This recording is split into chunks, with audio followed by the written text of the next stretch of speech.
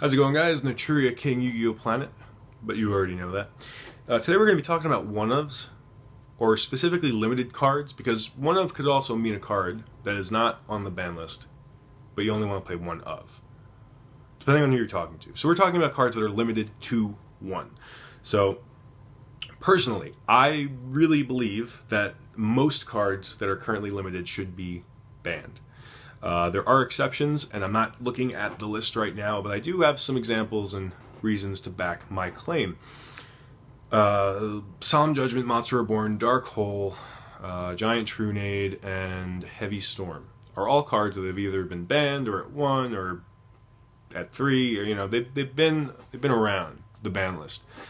And the game has been the most balanced when they're either all at 1 or when they're all gone. Now, most of these are, with the exception of Dark Hole, which we'll get to Dark Hole. But basically, if you have all these overpowered one-ofs, the game is kind of like, it's kind of like it was in the mid-2000s, where there's a lot of powerful cards that are one of staples, and it's just whoever gets these different staples at a better time, and then who is more patient and uses them at the right time. And if you use it, the smarter duelist, yes, still has the edge, but it's all about when you're drawing them, because it's luck. You're not, there's no, duality can only do, not polyduality. Is it polyduality? Yeah, polyduality can only do so much when the card is not searchable. Now, the big kind of difference that I'm going to highlight is, say, Infernity Barrier is fine at 1, whereas Solemn Judgment is great at 0. The big difference is obviously that it's searchable. Infernity Barrier is part of the Infernity deck, so when it's at 1, it's not, oh, am I gonna draw it? It's, I'm gonna search it, and I'm only gonna be able to use it once. Solemn Judgment is just, okay, if I draw this, cool. If I don't, oh well, and my opponent also might draw it. They might have that no button, you just might not draw it. Yes, it is a game about luck sometimes, pardon me, and about, just luck of the draw, but the more you take that out of the game, the more skillful the game becomes. And I think in this circumstance, the fact that all these cards are banned, the ones I cited, the one-ofs that, Judgment, Monster Reborn, Trunade, is really good for the game, and the game is extremely healthy for it, in certain formats, obviously. But I think in that same kind of vein of thinking, right now, say the Floodgate cards for you anti-meta homies, we have Dimensional Fissure, Macrocosmos, and Soul Drain. Personally, instead of having all of these at 1 and currently being limited, I think the game would be more balanced if players had access to 3 Soul Drain, but no Macrocosmos and no D-Fissure. I'm going to say no D-Fissure, or D-Fissure at 3.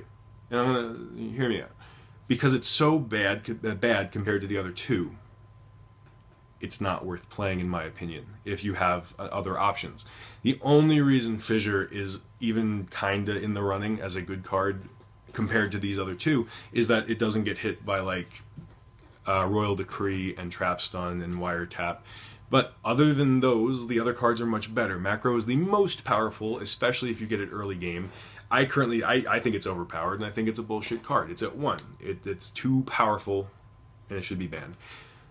Soul Drain, on the other hand, is like, that's like the correct, that's like Goldilocks' porridge of Floodgate cards. So like, Macrocosmos is the one that's too hot, and Fissure is the one that's too cold. Soul Drain is just right. It has a cost, it's a spell, it's a trap, so you can activate it in the middle of your opponent's chains or whatever, or as a response to their stuff, so they're committed to a play, and then you can totally ruin it. But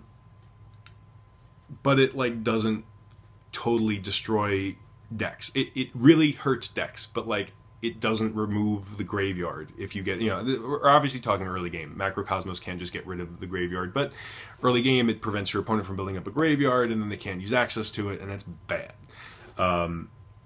Soul Drain is just balanced. That is the Goldilocks card. So yeah, I actually think Soul Drain at 3 would be more balanced, because you're also choosing how many copies of one card to play. You're not just going 1, 1, and 1.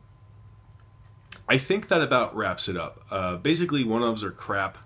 Limited cards are crap, unless they're a part of an archetype, and it's, more about affecting the flow of the deck as opposed to how lucky you can be.